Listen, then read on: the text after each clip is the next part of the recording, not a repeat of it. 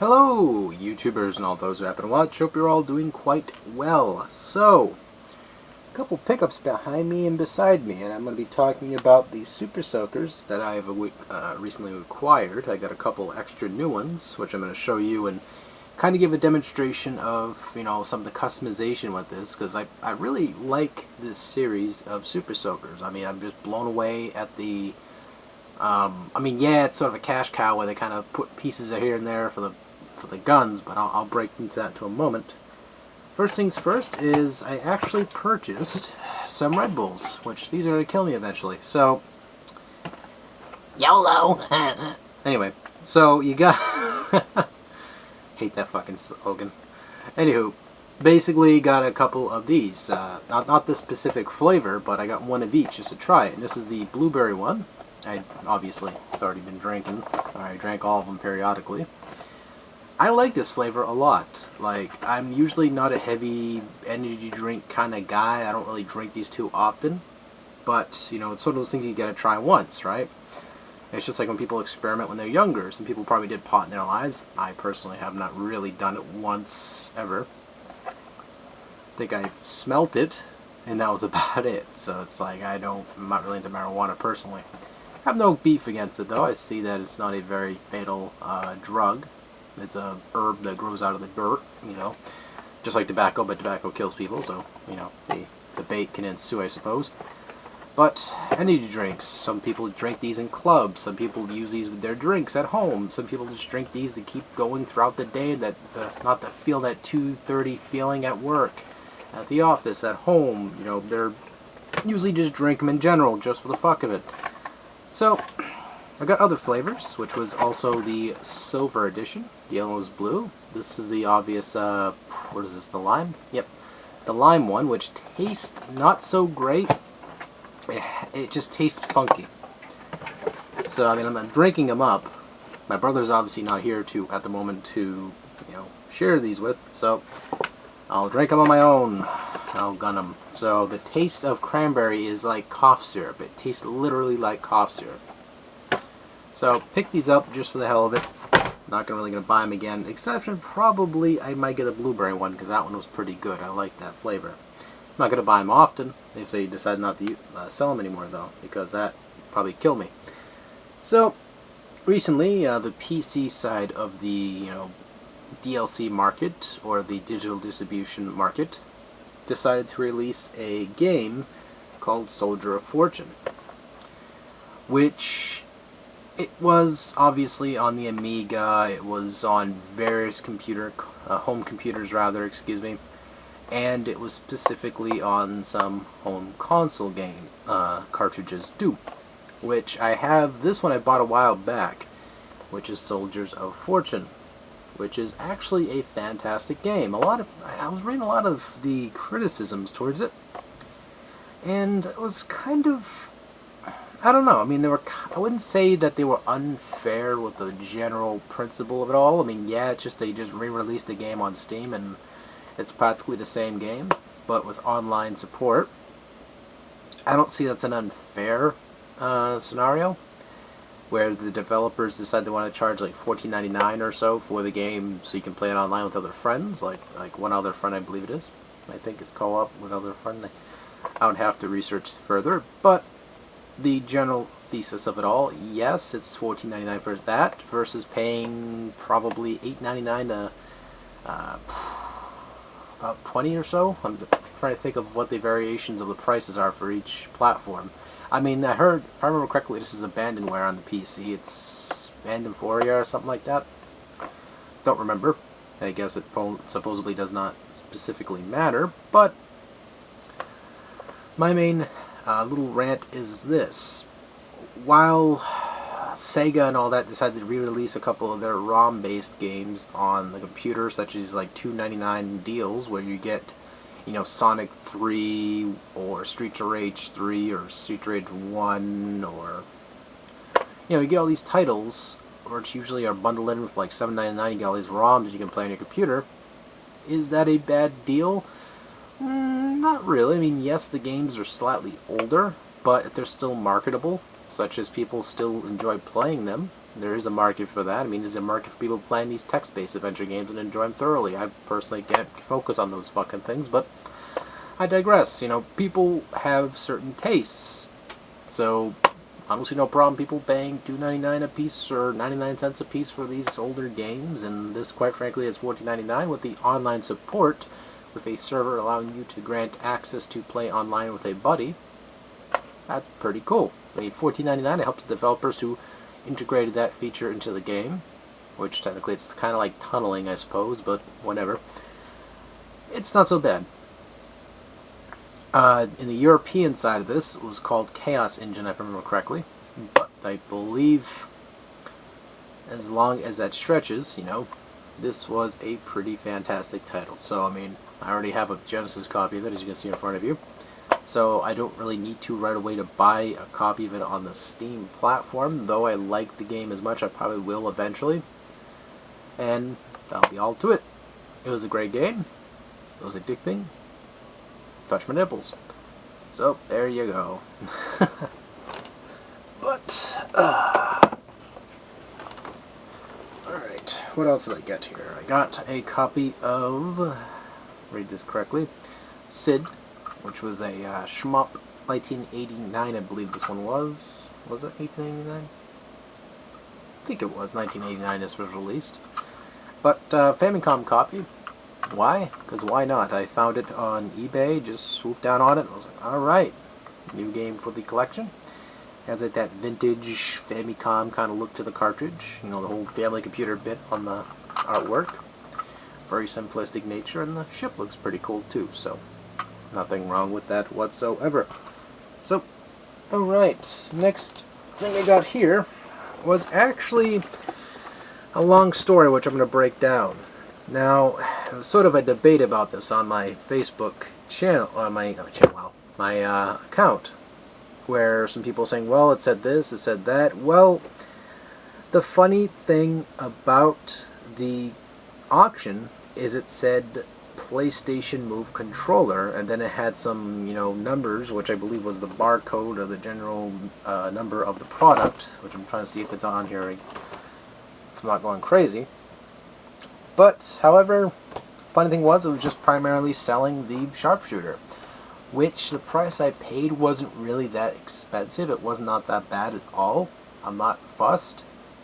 However, the way they labeled it, even though the way they labeled it said there was controllers and this Sharpshooter, which I was expecting that, the person said accessory, which in turn the PlayStation Move is technically a hybrid of an accessory / a controller, so that's my point on the product itself.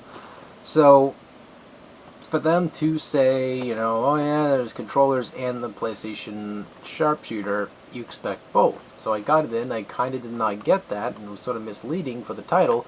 I mean, yes, the description described this, however, I've probably got 5 or 6 different items off eBay which misled, or just put random filler text on description-wise just to get it, you know, put the auction up, make it look all flavorful.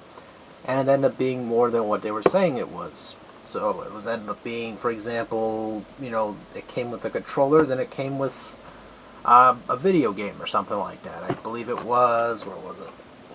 It's one of my auctions I got in the mail. It was, I think it was that chainsaw for Resident Evil. I've actually got that chainsaw for PlayStation 2, and they ended up giving me, because they, even though they showed a picture of the controller, you can see in the distant background that it said had a game back there, which was the GameCube version of Resident Evil, which a PlayStation 2 controller and a GameCube controller, or I'm sorry, the GameCube is not going to work unless you have a converter, but you get the point there. They ended up giving me that extra item, which in this case they described it as being, at least on the title-wise, that it was an extra item involved.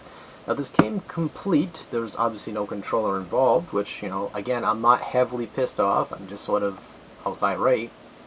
So I contacted the seller for this. I'm not going to open this up, you already know what the hell it looks like, so I'll give you a little look here.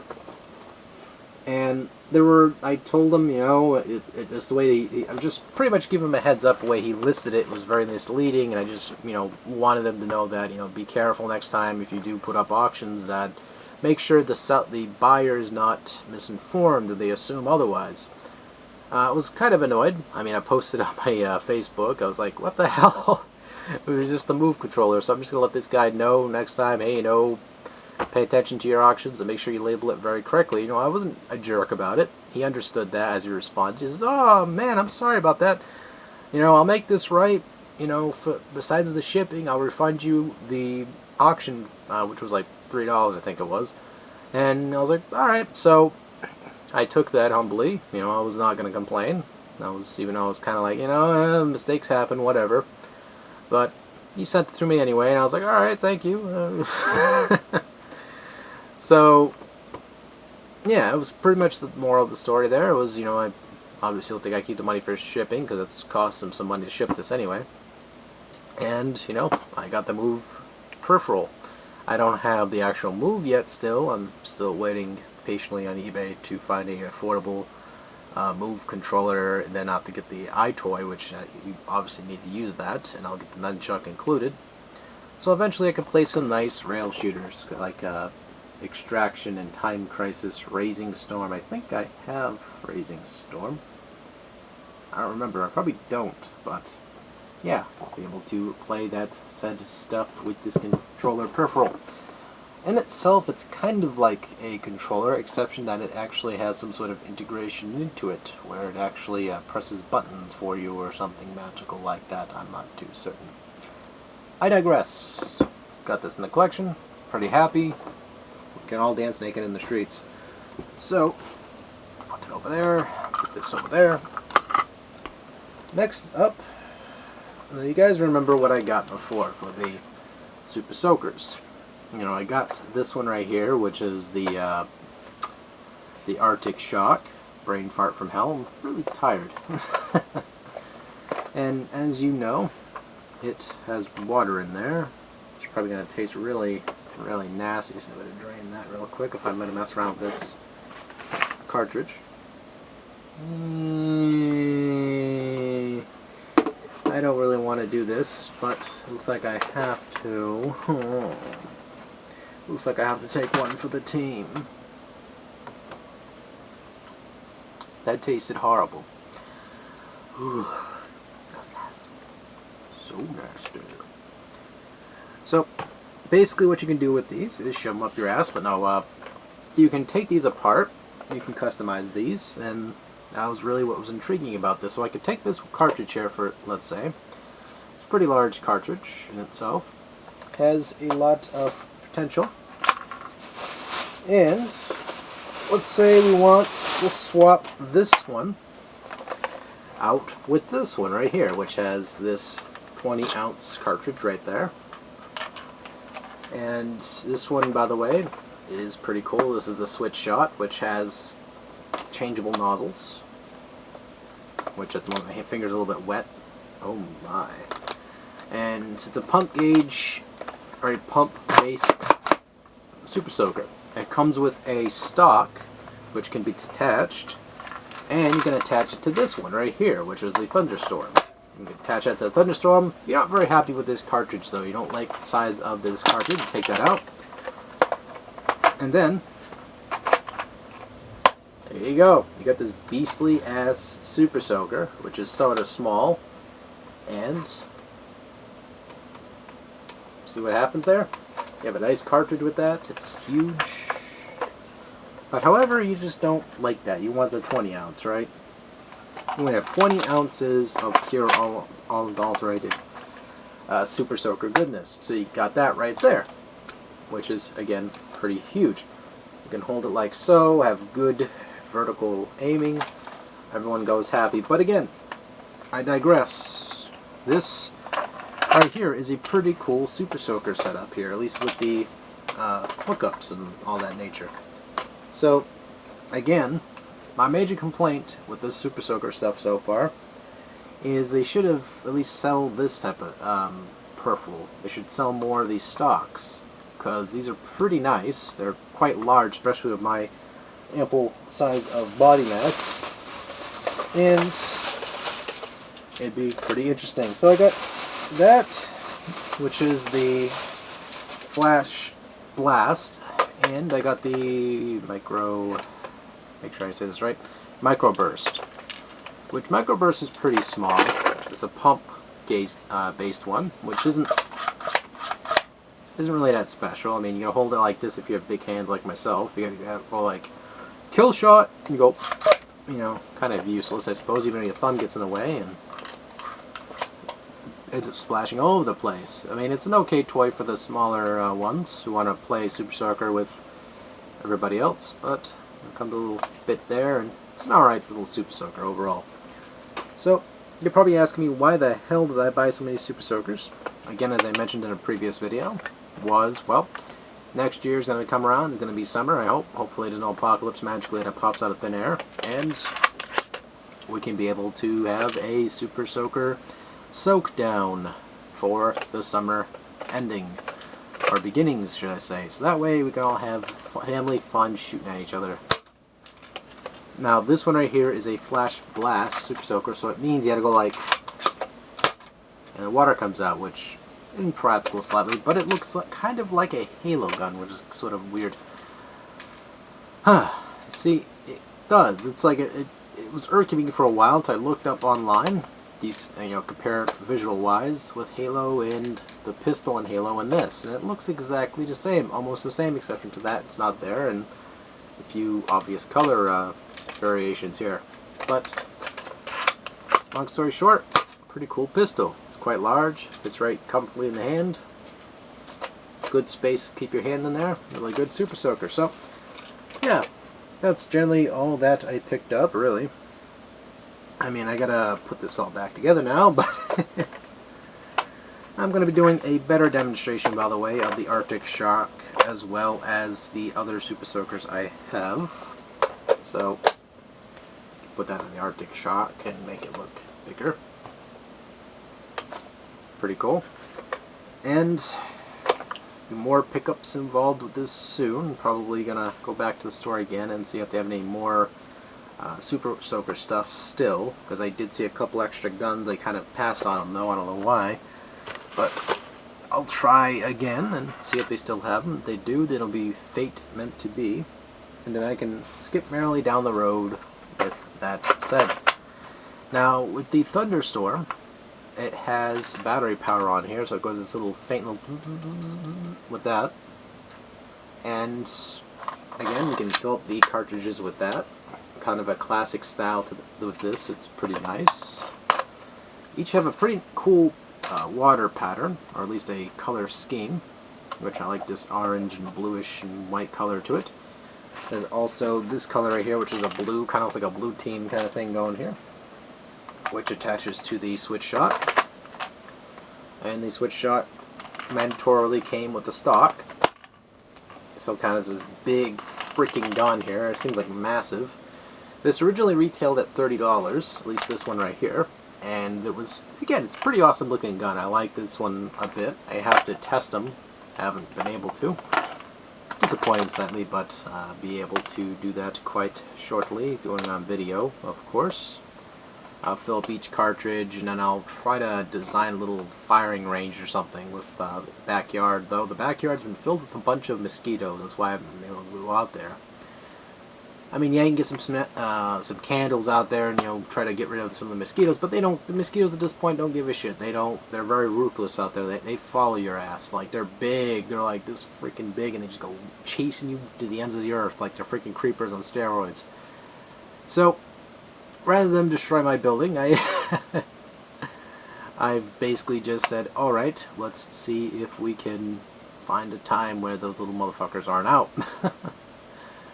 But that is all for now, really, with the pickups. I'm going to try my damnedest to try to do more of these demonstrations, or at least do a proper demonstration, and actually measure the required space of this head Super Soaker, which is about 25 feet. So I'm going to grab a tape measure, go outside and, you know, measure that, and actually have a good firing range set up. You know, get some wood or something, get a couple plastic bottles, and just have at it. You know, have the kids come out, which is my nieces, and see if they can, you know, fire a couple shots with this. Hopefully they don't try to shoot at me, because I'll get quite irate with them, even though it's just water. Uncle Danny has anger problems. Help me. No, I'm kidding. So, yeah, that is all really for now. Take it easy. Thank you all for watching, and reloading.